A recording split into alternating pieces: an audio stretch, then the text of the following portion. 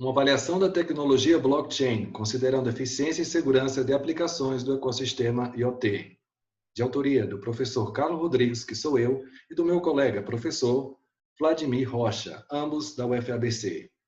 Seguiremos este roteiro: contextualização, problema de pesquisa, trabalhos relacionados, domínios e cenários IoT, modelagem, experimentos, conclusões e trabalhos futuros.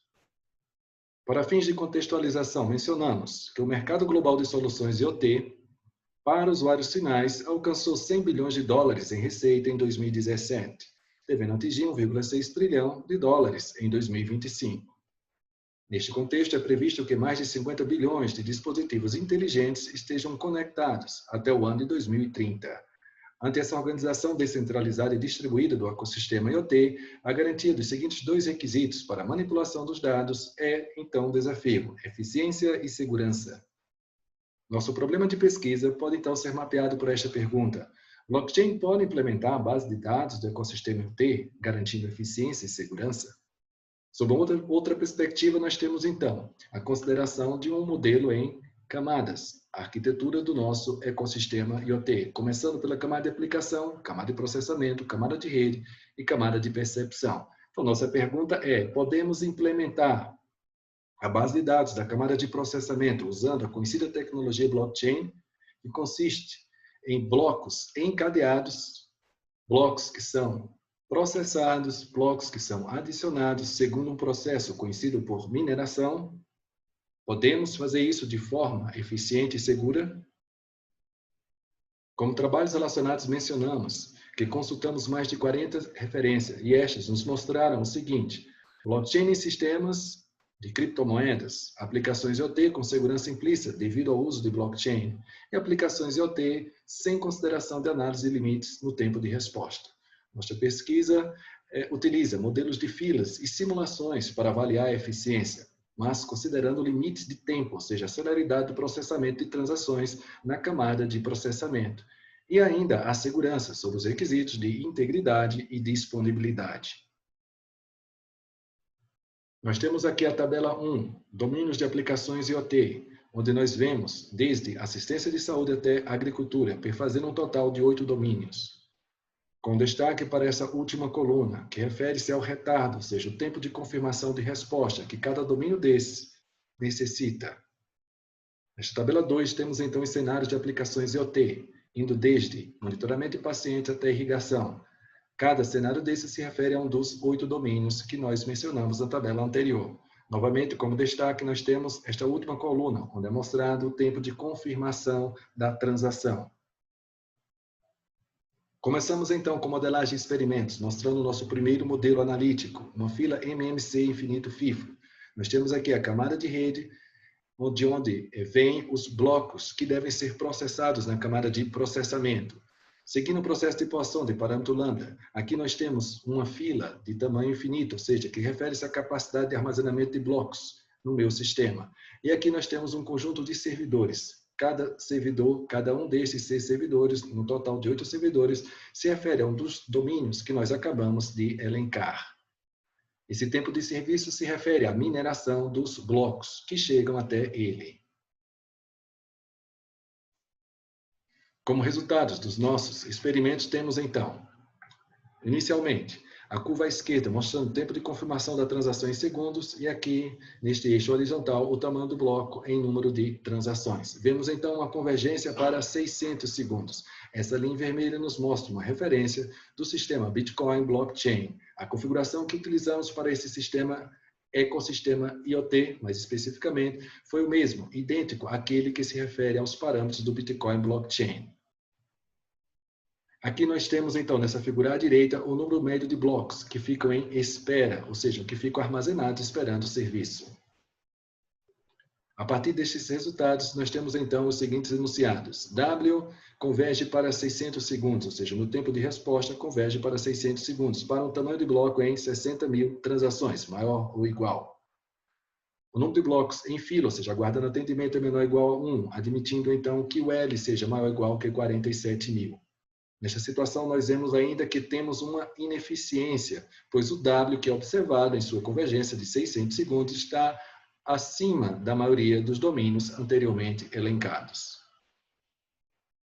Mudamos então o nosso modelo para MMC-K-FIFO. É o mesmo que o anterior, excetuando-se a capacidade de armazenamento, que passa a ser agora limitada, o que provocará naturalmente uma taxa de perda de blocos. Vamos observar. Nessa figura à esquerda temos o tempo de confirmação de transação, seja o W, e novamente no eixo horizontal o L, que refere-se ao tamanho do bloco em número de transações. Cada uma dessas curvas refere-se a um tamanho diferente de K, ou seja, de limite para o tamanho da fila de espera.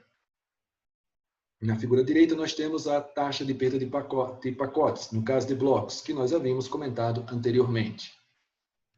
A partir desses resultados, nós temos os seguintes enunciados. W converge para 600 segundos, para L maior que 50.000 transações.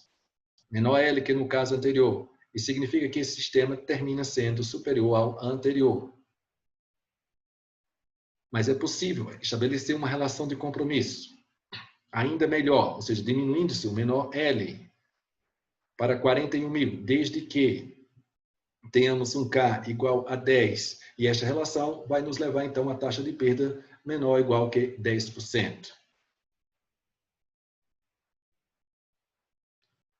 Nos resultados agora mostrados nós temos um aumento do tempo de confirmação em função da inoperância de servidores. E no da direita nós temos o tempo de confirmação em função do tempo de mineração de cada um dos servidores. Para esses dois resultados, nós temos as seguintes observações gerais. A inoperância de servidores afeta drasticamente o tempo de confirmação. Veja que uma perda de 2 servidores, dentre os 8 possíveis, nós já temos um aumento de 25%. Isso está representado nesta figura aqui à esquerda. Para otimizar este W, ou seja, para tentar dar eficiência ao sistema, podemos então diminuir o tempo de mineração, que são os resultados mostrados nessa curva à direita.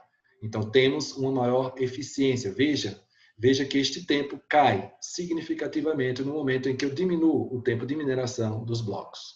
No entanto, a pergunta que ainda cabe é: a diminuição do tempo de mineração impacta a integridade devido à geração de blocos simultâneos? Vamos responder esta pergunta através de simulação, considerando a análise desta situação, onde eu tenho a bifurcação da minha cadeia. Uma bifurcação devido à existência de processadores que trabalham de forma fraudulenta, ou seja, tentando substituir blocos da cadeia. A ideia geral é que a cadeia que se tornar a mais longa será a cadeia a ser reconhecida pela blockchain.